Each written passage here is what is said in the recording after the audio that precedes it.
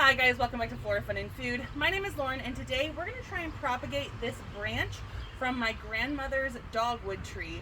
My mom bought this for her for Mother's Day decades ago, and we're sadly clearing out their house and getting ready to put it on the market, and so I wanted to try and get some cuttings off of this because it was just a special tree, so I can hopefully get a few cuttings to root, share it among family, but we're going to try a few different mediums, like potting mediums. We're going to try a few different rooting hormones, so we're just going to kind of see what we can get. I actually cut this branch down like 3 or 4 weeks ago. Really the best time to propagate these, from what I've read, is right when they're done blooming in the spring, and I got this one at that time, but then it sat in a bucket of water in my house for a couple of weeks now.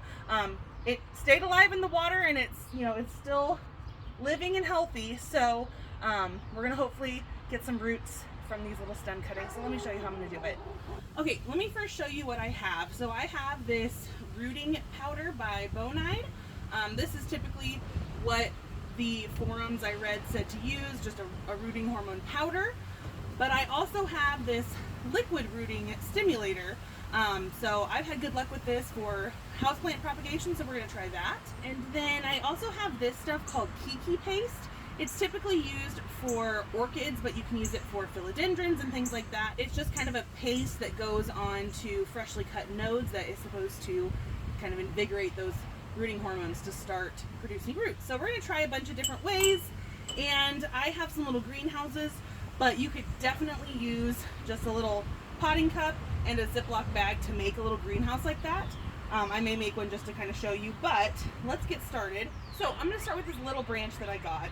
So I'm going to cut about 1 inch or so below the leaves. Now I can't see that there's a node here, but I have plenty of options, so I'm not going to worry about that one. And just to show you what I'm doing, I'm cutting about right here. That way I have just about 1 inch or 1.5 inches worth of stem, and all of these little bumps are nodes. Now these are really, really short, so I'm going to do some longer ones as well. We're just going to try and give it a full test. So next, what I read was to trim the leaves in half. One, so that the leaf tips don't go into the soil and rot because they can't dry out, but also because less leaf surface means less water evaporation. So we're going to do that to all of these. Okay, let's get some of our greenhouses prepped here. Now, what I read is you don't want to use a regular potting soil because it holds too much moisture and it can actually rot your cuttings. So I bought a few different things. One of them is something that I actually use for all of my house plants, mixed in with a few things, but it's this cactus potting mix. So it's basically like potting soil mixed with some sand and some other kind of like coarse elements. I did get some seed starting mix just because it's lightweight and airy, and it has the nutrients that new plants need. I also got some orchid potting mix, which is again just a coarse blend, and then some perlite. So we're going to try all 4 different kinds in these trays here. So first up, we'll just do the cactus mix. So I'm going to label this tray so that we know what we are using. Now I'm going to just use some rubber gloves because my garden gloves always get my knuckles dirty anyway, so I actually put these on under my garden gloves, but since we're not doing any heavy duty gardening, these will be fine. So I'm just going to fill all of these cells with my cactus mix. You can see it's pretty loose. You can actually see sand particles in it. I'm going to pack it down just a bit. I'm not going to like super pack it in, but we're going to want it nice and firm to hold our cuttings in place. Alright, I'm going to go ahead and label the side over here that it is the cactus mix, and then I'm going to make labels for which type of rooting hormone we used. Okay, so I'm going to use the rooting powder for these 3 columns. I'm going to use the liquid for these 3, and then the Keiki Paste for just the last 2. The Keiki Paste, I'm not going to do as much because 1, I only have a little bit, and 2, it's kind of expensive. So let me show you how I'm going to dip these. So let's start with the powder. So it's literally just powder. So what I'm going to do is I'm going to kind of dip my cutting into a little bit of water and then just coat it in the powder like that. And then we're gonna plant it firmly into our soil. And I may just do every other one just to give us some space, but we'll see. I probably have quite a lot of cuttings. You can actually use a dibble thing to poke a little hole there. So then we're just going to kind of firmly press the soil around our cuttings to hold it in place. I think I am going to leave space in between just to give them room to grow. Okay, so next up is this liquid root stimulator. You're really supposed to mix this in with water when you're watering new plants, but we're going to just try a little bit. I'm afraid if I dip it, it's going to be too harsh. So what I'm going to do is get a little bit of water here. Now you're only supposed to put 3.5 tablespoons per gallon. So I'm just going to do just a tiny little bit. So just a few drops in here. Probably like 1/8 of a teaspoon, which may be too much still. And I'm going to dip our stem in. And again, just kind of firmly plant it into our growing medium. I'm going to trim this leaf a little bit more because it is touching the soil. Same with this one.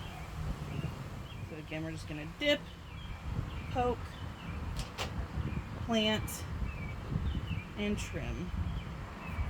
And last up is our Keiki powder. So I'm just going to use a Q-tip to get some out. It kind of has the consistency of Vaseline, and I'm just going to coat our stem in the Keiki powder, trying to make sure I hit those nodes there.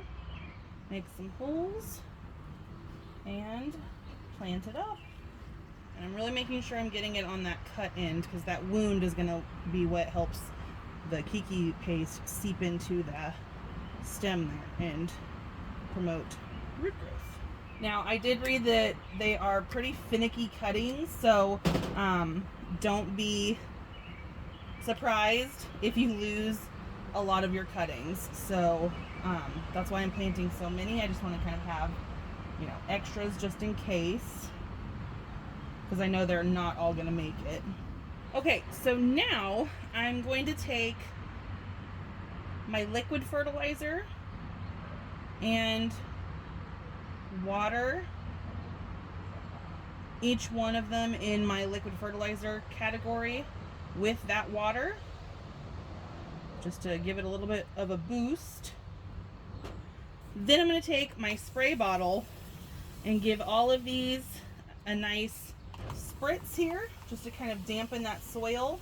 We don't want to get it too wet, so that's why I'm using a spray bottle. I don't want to like pour a bunch of water in it, because that will rot your roots really fast. And then I'm going to go ahead and put the lid on. It doesn't snap into place, it's still loose, but it has these vent holes here, and it comes with these vent covers that I'm just going to snap in. Now you can twist it to have it be open to let air flow in, or what we're going to do is twist it so that it's closed and it creates just a humidity dome or a little mini greenhouse. And then I have lights that go on top of this, so we'll bring them inside and I'll set it up on the shelf to show you. But there is our cactus mix done. I'm going to do it with the rest of our mixes here, and I'm going to give you updates as I kind of check for root growth. So we'll see how long it takes. I don't expect these to be plantable until probably next year, but we'll keep them nice and safe inside. So let me do the rest of these, and then I'll come back when it's time to set these up inside.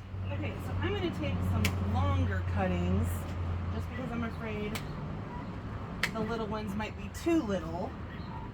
So I'm going to cut off the lower leaves, and then I'm still going to kind of cut all the remaining leaves in half, like that. I may even cut off a little bit more. They're supposed to be about 3 to 5 inches according to the article I read, which I will link down below. So we're going to try these, and I'm probably just going to do 2 of each. So I'm just going to make 4 bags here, because I think 2 will fit in my bags. Let's start with our seed starting mix. It is very, very dry and powdery. So I'm going to pack some in here and then kind of soak it in water to get it to kind of, you know, get moistened. So So you can see it's very hydrophobic right now. So I'm gonna let them soak here.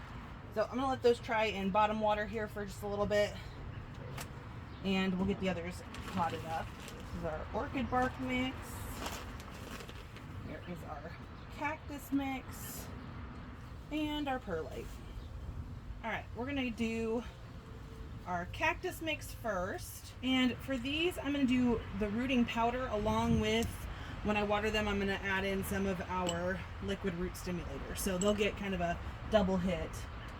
So just kind of wet the stem, coat it in the powder,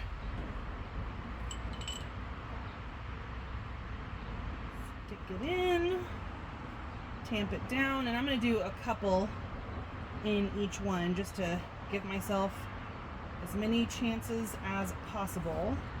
So I'll probably do 3 in each. Right there. Powder in, and then a little soil to top off, tamp it down. Now I'm just going to set them inside my gallon Ziploc bag. I'm going to add a little bit of our liquid root stimulator to my spray bottle and just give them a nice little spritz. I want to make sure these leaves don't touch the side of the bag because they can rot. So we're going to give it a lot of space. If you need to, you can turn them, or you can use like little skewers to keep the bag away from the leaves. But now we have our little makeshift greenhouse, and I'll just put that under one of my grow lights. So I'm going to do that with the rest of these, but that is how you would do it if you didn't have the little greenhouse domes that I have. Bags and pots, that's all you need. Okay, this is my propagation shelf, so I'm going to move this one because it's pretty much ready to be planted. Don't mind the dirt. And we're just going to add our bags to the shelf under the grow light. Okay, now we'll see how they compare to the little cuttings in the greenhouse domes, but I've got options now, so I'm happy. Okay, so these lights come all together, so there's just one plug. So let's snap them into place here.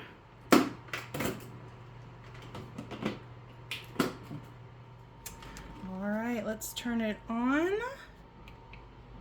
Ah, beautiful. We can dim it, we can make it brighter. And I'm gonna time it for 12 hours. And there we have it. We have our perlite mix, our orchid mix, our cactus mix, and our seed starting mix. So I will give an update once I kind of start seeing roots and let you guys know how it goes. But if you guys enjoyed this video, please give it a thumbs up and head over to my channel to subscribe for more content like this. And I hope to see you again very soon. Thanks, guys. Bye.